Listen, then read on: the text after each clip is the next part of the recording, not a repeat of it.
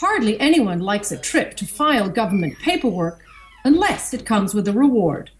Violeta and Zlatko Georgievsky are confident theirs will be a check for their small farm.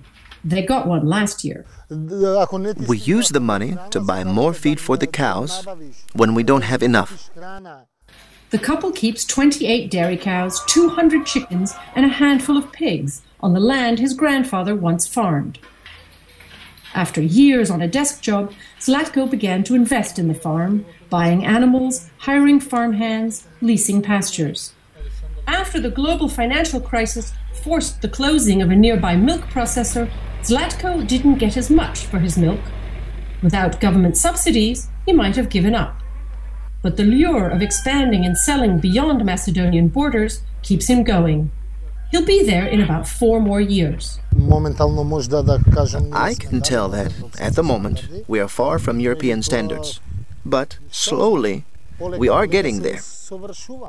The country is reforming its agriculture with investments in small farms like Zlatko's and big ones like Agria, which raises 30,000 pigs a year. Agria applied for money so it can raise more pigs in better conditions. The funds that we are going to receive are intended for full renovation of 3 weaning buildings. The weaning buildings are used to raise piglets from 6 to 25 kilos.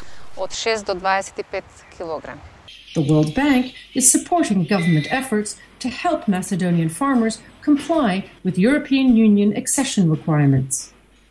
Thanks to reforms, the government is standardizing the slaughter of animals, processing of meat, and food safety. It is requiring vaccination of herds and tracking of veterinary records. It's mapping farms and establishing owners, counting crop yields, and helping farmers market their products. In short, it's attempting to bring agriculture, a huge part of the country's income, into the mainstream economy of the former Yugoslav Republic of Macedonia and the region.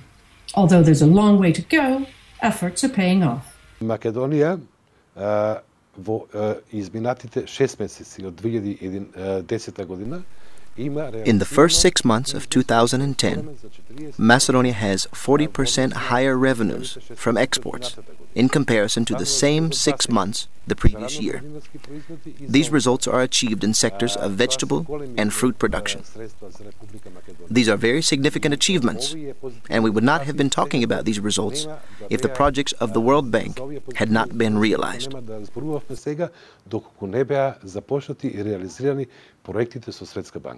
Challenges remain.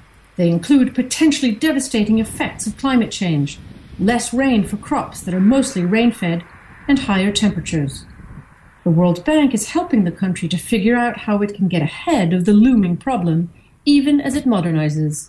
That way we will get the argumentation in order to prioritize and to practically decide where the biggest need is to invest and to support the farmers in order for them to adapt to the climate change. But in the short term, Macedonian farmers are taking advantage of their good climate and new investments to grow more.